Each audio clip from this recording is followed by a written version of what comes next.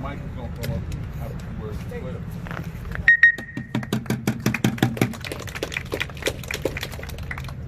My name is Mike Reynolds.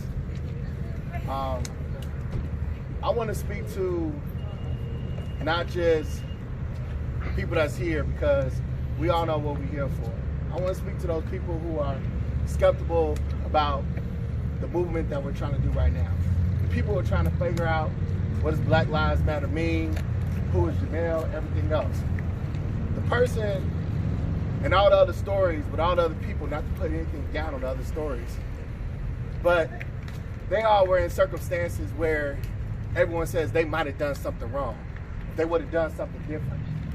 But Jamel didn't die that way. Right. Jamel wasn't pulled over because he was mistaken as an identity. Yeah.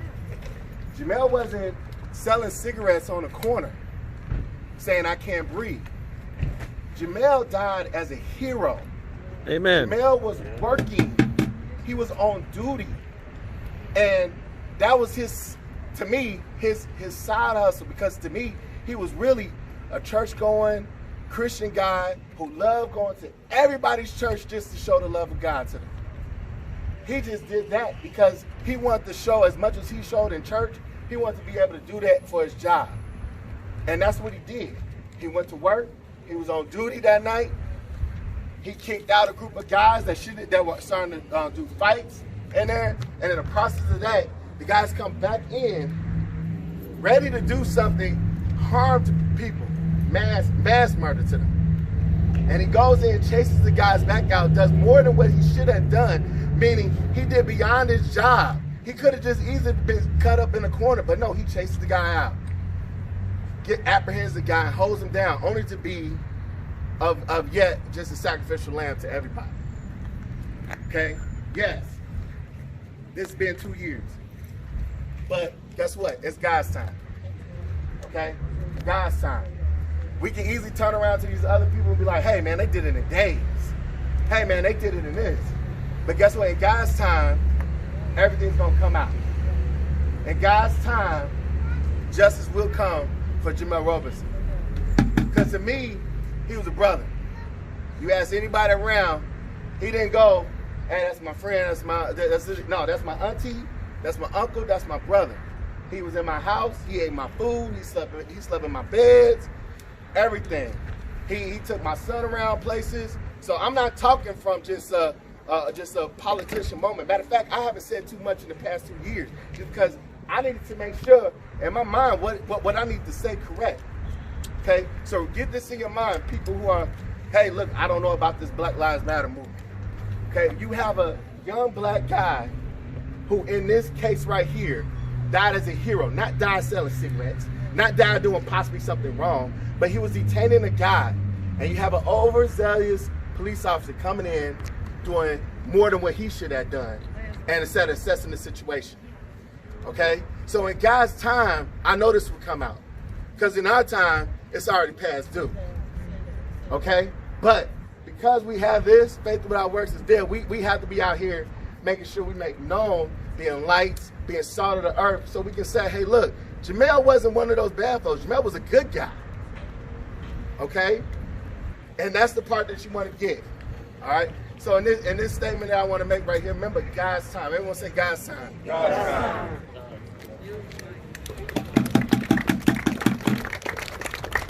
Thank you, Mike.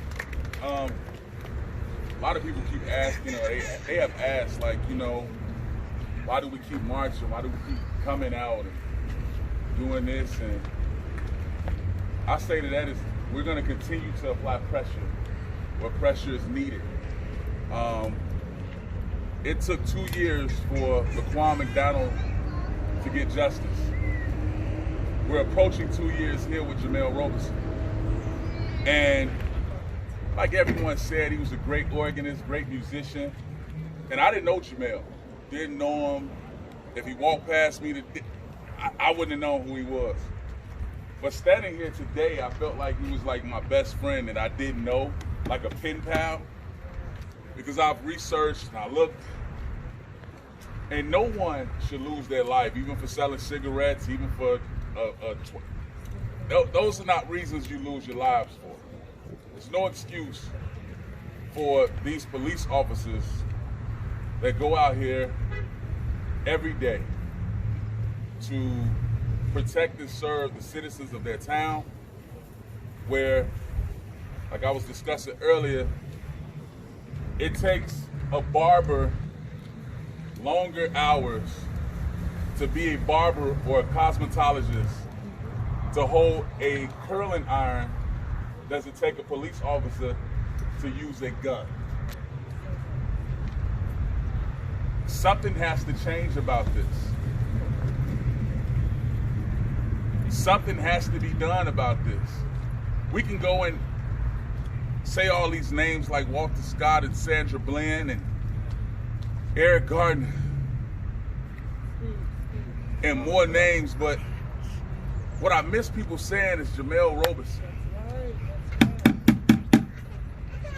And I don't know if it's because of the publicity that it's not getting, because what we have to remember, there are hundreds of people's deaths due to the hands of the police that aren't caught on camera. This death wasn't caught on camera, you just kind of hear about it. So do that mean put it in the back? We ain't see that one, so we're not gonna worry about that. That's bull. It's a shame when you can go out here and you can't find anything on this young man. Not even a parking ticket. But I can't get 1,000 people to show up for a hero. This is the day in life we live in. People want to show, right? That's right. Say that. I didn't really call cameras out here. And with that, I didn't get all the activists who I don't freaking know to show up. Like I like speaking the truth. Because a lot of them activists only show up when that's here. I don't need this camera to talk about the goodness of Jamel Robeson or anybody else that I advocate for, because justice needs to be served. I can't call every cop a racist because I don't know him. I'm not even calling Ian Colby a racist. I don't know that man. We're not asking for more people. We're asking for equal. We want you to hold us accountable for you want to hold us accountable for our actions. You have to hold some type of accountability for the actions that you take out here every day on these citizens. If I commit a crime, I go to jail. I don't get to make a phone call for hours later. I don't get to talk to no lawyer. But if a cop kills anybody, mostly blacks, they get to go home.